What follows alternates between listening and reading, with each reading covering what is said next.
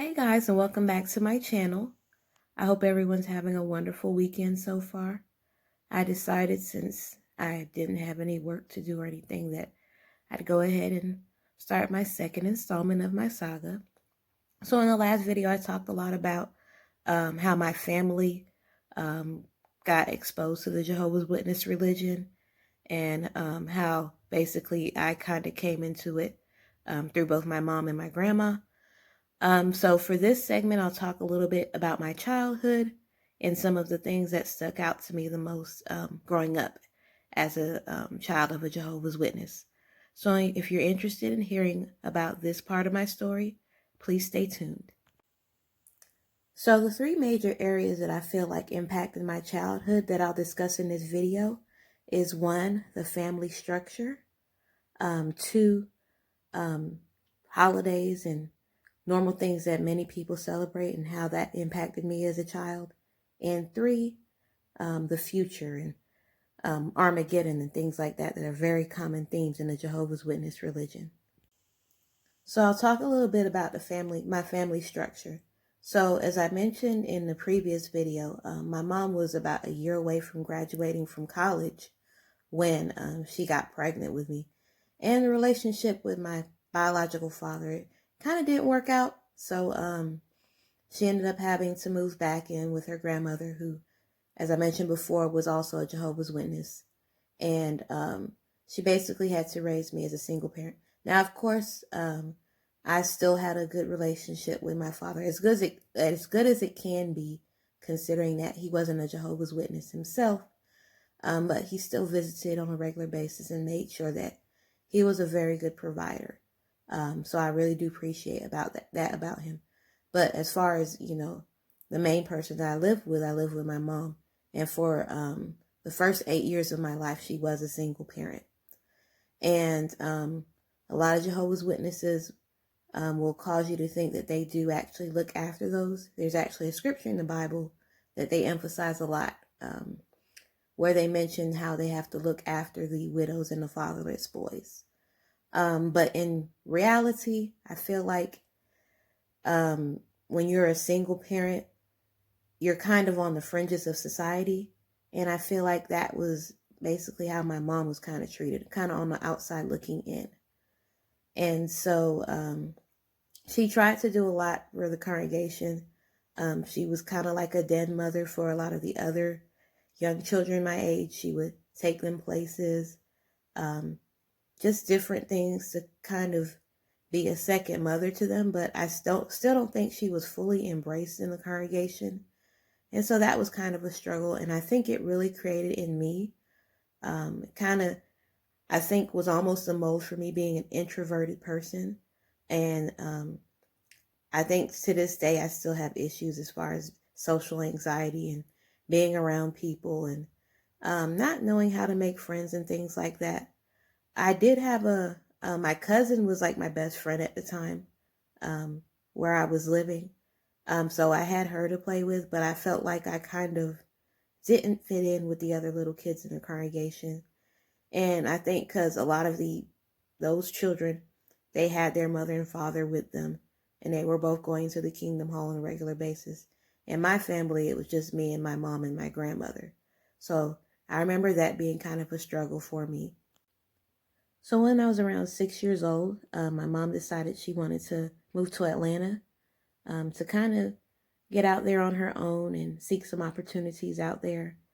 And so that was kind of a tough move for me, I remember, because all my family was there. And, I didn't have any friends to begin with. So, like my cousin, who was my best friend at the time, I was moving away from her. So that was kind of tough. But we moved up there and we kind of settled in. About 2 years later, my mom ended up getting married. So I'm 8 at this point. Talk a little bit about my stepdad. He was born in Haiti, and then he immigrated to the United States through New York. And I think then when he was in his early 20s, he moved to Florida, and that's where he met my mom. And so they were friends for a few years, and then they decided to get married. The thing about him is that because, again, English wasn't his first language, it was a struggle.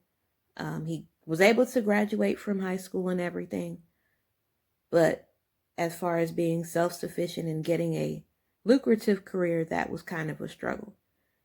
And so he was settled in Florida. And my mom decided finally to agree to marry him.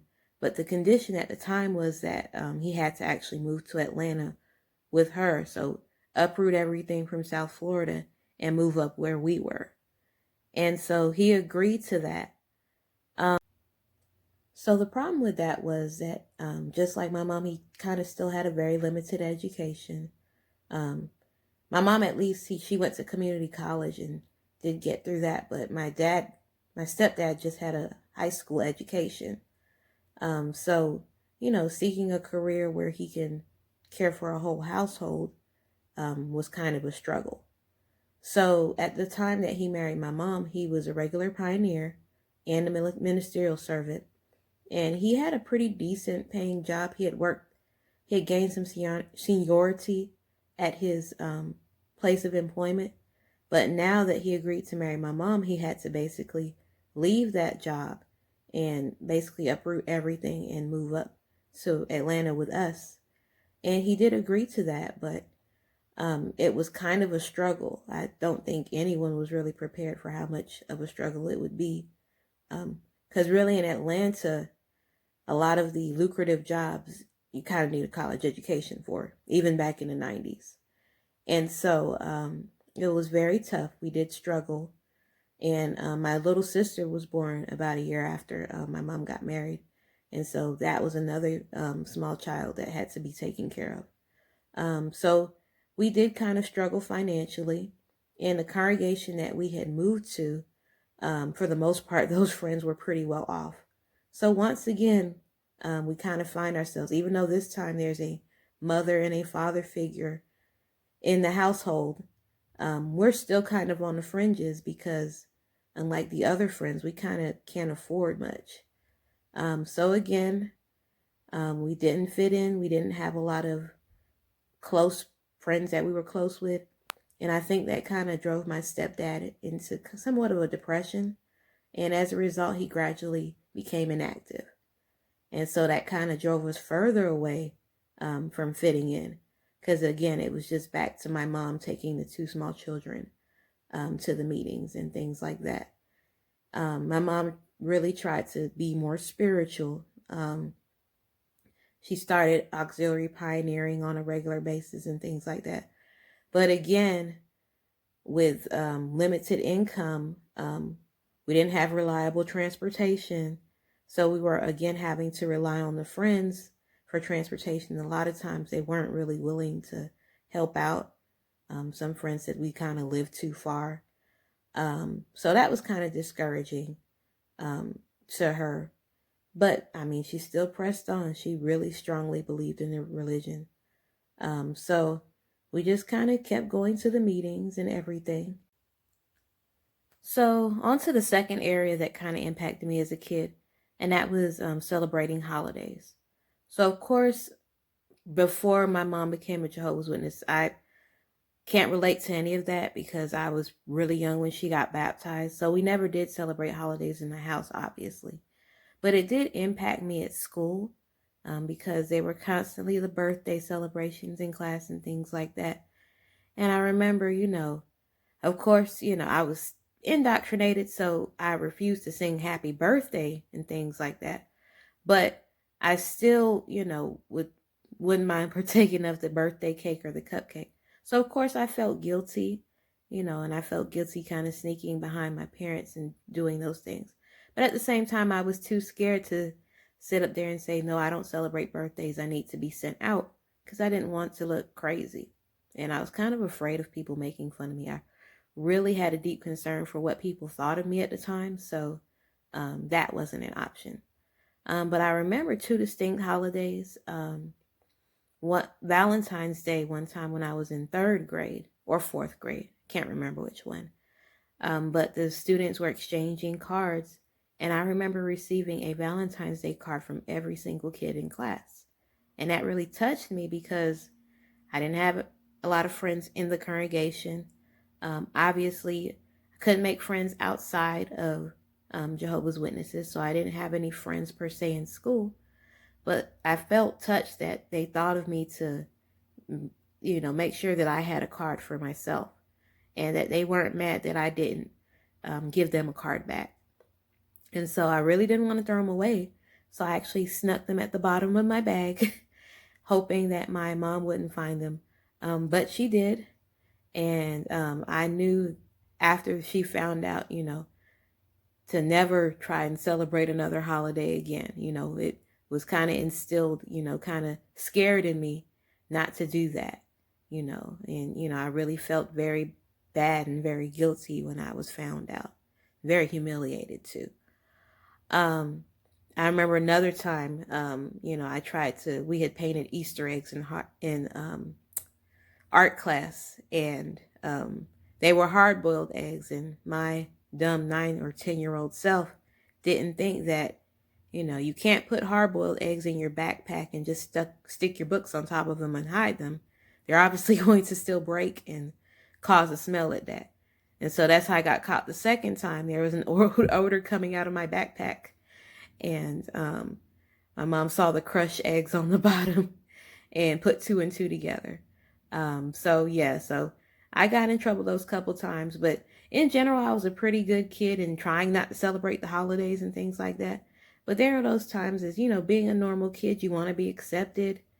You want to get together with your classmates and things like that. But yeah, those things really stuck out to me. Now, the third and the biggest piece that impacted me the most when it came to being a child in a Jehovah's Witness religion was just the fear of the future. You're again told that Armageddon is going to come any day now. We don't know when. And if you're not doing what you're supposed to do, you're basically a goner. You're in trouble. And so I remember that being a constant fear, not straightening up before Armageddon. And at the time, I wasn't baptized at a very young age. I'll probably talk about that a little more in the next video. But I knew I wasn't baptized, and you're always told that your parents cannot save you. You cannot tag along with your parents when Armageddon comes. So I remember the constant nightmares that I would have of just being destroyed, or hiding with my parents and being tapped on my shoulder and saying, hey, you didn't make it. Or I remember one specific dream. I was holding my Bible really tight in front of Jehovah, and he was telling me, you're not good enough. You can hold your Bible all you want to. You still didn't make it. And so that was just very scary to me, just knowing and convincing myself as a 9-year-old child that I wasn't good enough for God and that he was going to destroy me. And so I remember by the time I was 10, just completely concluding that I was not going to be good enough to make it. And just comforting myself in the fact that, of course, Jehovah's Witnesses don't believe in hellfire. They believe in hell as a common grave, but not hellfire. And so my only comfort was that, I was not going to be tortured when I died along with the other bad people.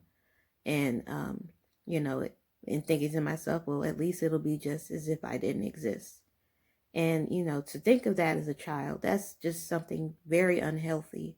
And for a religion to, have your members kind of instill in your child that they're not good enough, ultimately, is really not healthy at all.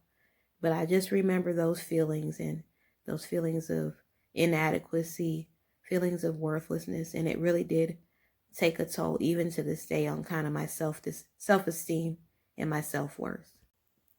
So those are just some little thoughts of me and my childhood, and some things that stuck out to me the most. In the next video, I will discuss a little bit more about my teenage years and some things that impacted me. I'll get a little bit into the circumstances of how I got baptized and all of that, and the story around that. So if you're interested, my story does get more interesting as it goes, so please bear with me. Please stay tuned. And if you like what you heard, please feel free to like, comment, and subscribe. Again, as I mentioned in my last video, I'm including in the description box some other people who have also told their wonderful stories about growing up as a Jehovah's Witness. So please feel free to support those channels as well. Again, I hope everyone's having a wonderful day. Much love.